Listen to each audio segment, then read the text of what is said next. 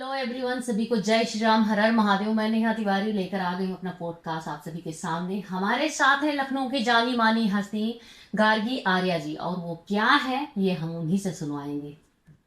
Hello Gargi जी। Hello, हर हर महादेव। नेहा जी, अगर मैं अपने बारे में बताऊं तो मैं बचपन से मेरा एंकरिंग का शौक था। बड़े कार्यक्रम किए, बहुत कुछ लखनऊ में किया। और एक स्कूल में प्रिंसिपल भी रही, एक अरे जाना वाह, माना स्कूल, पाइनियर मॉन्टेसरी स्कूल। वहाँ नाइस। पे काफ़ी समय तक एज अ प्रिंसिपल वर्क किया। पर अंदर से ना कुछ ऐसा लगता था, कुछ बहुत आता है, कुछ कुछ कह के जाता है।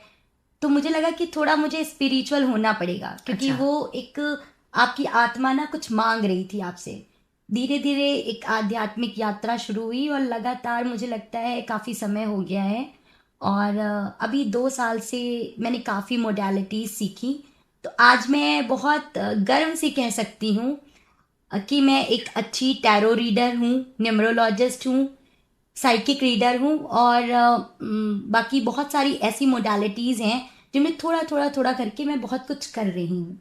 लिखने का शौक है। अभी जल्द ही मेरी एक किताब भी आने वाली है। क्या बात है। क्या मैं किताब का नाम जान सकती हाँ हूँ? हाँ बिल्कुल, अभी कुछ समय पहले तक इसे रिवील नहीं कर रही थी, क्योंकि अभी वो बट प्रेस अभी में। आप बोलेंगी तो दुनिया जानेगी। हाँ बिल्कुल। तो अभी क्या है कि वो प्रेस में है और बस अच्छा, बहुत जल्दी आने वाली है।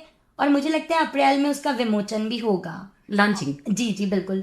बड़े बड़े कवियों के साथ, बड़ी बड़ी हस्तियों के साथ हम्म। इस किताब का विमोचन होगा। ये फ्लिपकार्ट, अमेजोन सब पे बुक रहेगी। और किताब का नाम प्रेम प्रागी है। नाम भी बहुत अच्छा बहुत अच्छा सोचा है है, आपने। हाँ। प्रेम प्रागी का मतलब होता है प्रेम की परिपक्वता।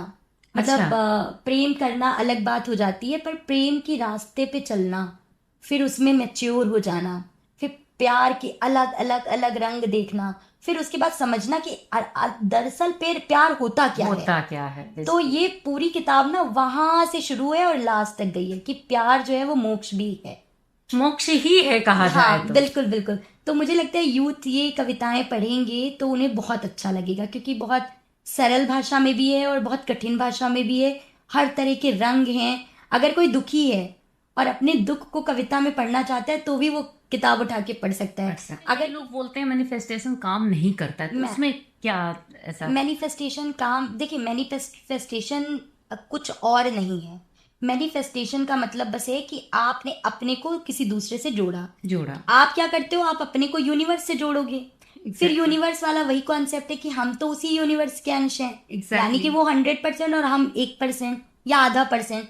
तो जब हम बहुत ज्यादा ब्लॉक्ड होते हैं, हम्म। जब हम उससे कनेक्ट नहीं हो पाते, तो हम्म। मैनिफेस्टेशन काम नहीं करता है। अच्छा। अब हम क्यों ब्लॉक्ड होते हैं? हाँ। हमारे अंदर देखिए, क्योंकि हमारा ब्रेन ही सब कुछ चला रहा है, शरीर। एग्जैक्टली। ब्रेन डेड तो सब कुछ डेड। हम्म। और ब्रेन कभी डेड भी नहीं होता, ये भी आपने पढ़ा होगा। हम्म। तो होता क्या है कि जब हमारा ब्रेन ब्लॉक होता है, हम्म। आपने सोचा कि अभी मैं मैनिफेस्ट करता हूं कि ये होगा, ठीक है। हम्म। पर आपने 1 सेकंड में आपने सोचा पता नहीं होगा कि नहीं होगा।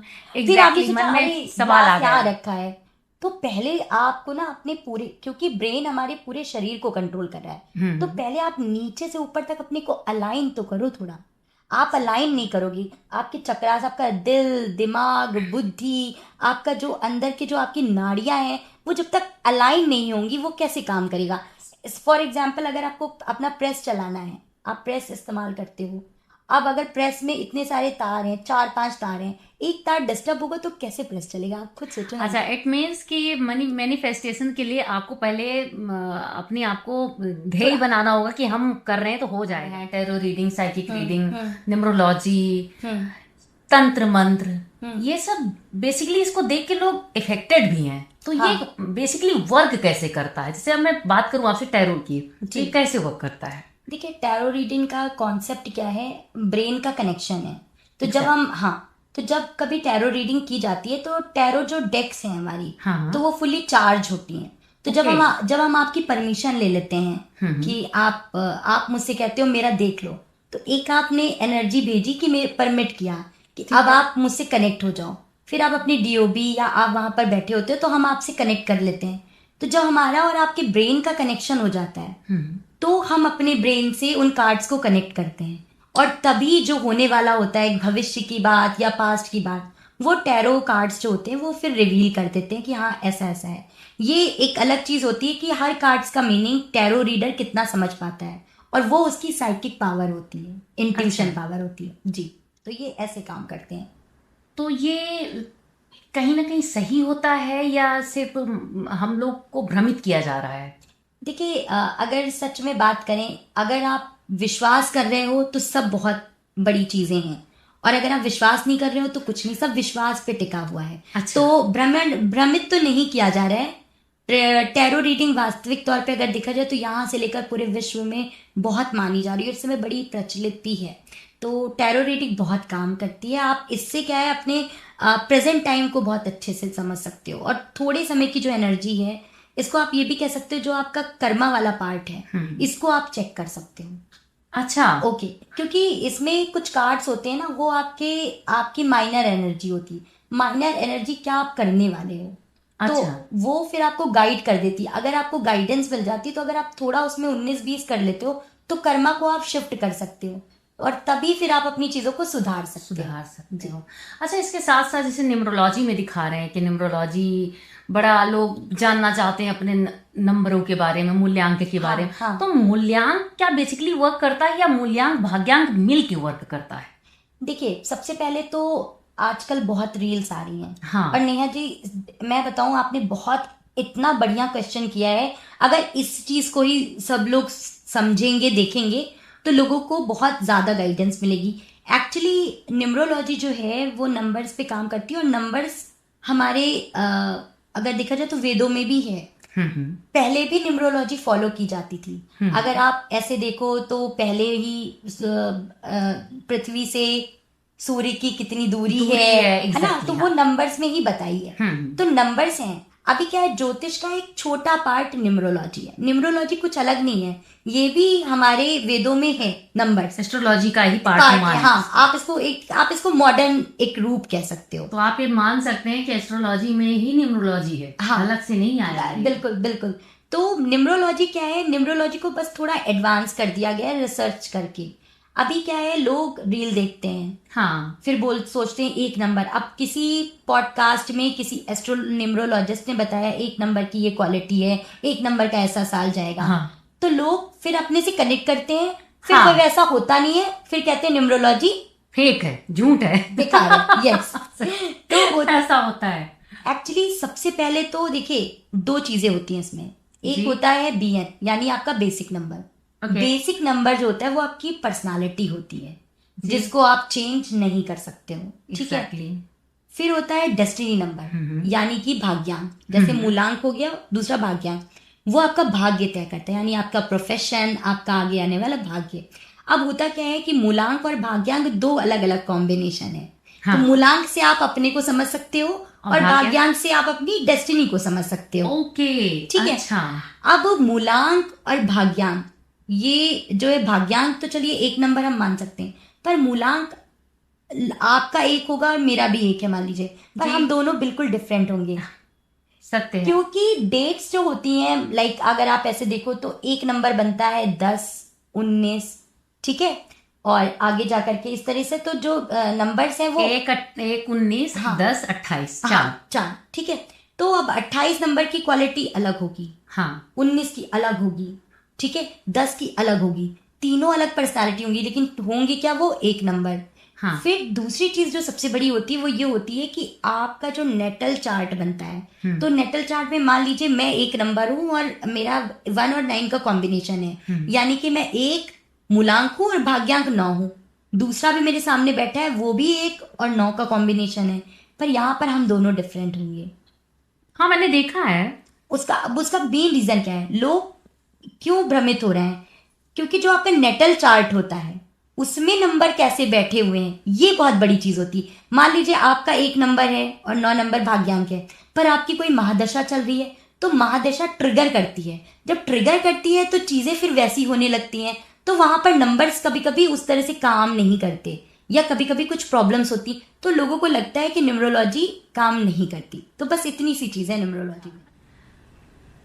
गार्गी जी, जितने मेरे डाउट थे या लोगों के डाउट थे आपने सारे क्लियर किए, बहुत अच्छे से बताया। पॉडकास्ट हमारा बहुत अच्छा गया। Thank you. आशा करती हूँ लोगों को पसंद आएगा। अब एक लास्ट क्वेश्चन है आपसे मेरा जन जी के लिए, ठीक है। क्योंकि जो अब की जो जनरेशन है, जब से ये रील का टाइम आया है, जी बिल्कुल। मैं तब से देख पा रही हूँ, कोई फोकस होके पेशेंसफुली उनसे कह दो 5 मिनट की चीज कोई देख लो, 5 ही क्या 3 मिनट की चीज देख लो, फोकस होकर हाँ, पेशेंसफुली नहीं देखेंगे। बिल्कुल। रील वो 30 सेकंड 15 सेकंड में ही अटके हुए हैं, उससे बड़ी अगर रील भी आ जाए तो नहीं देखना चाहते हैं।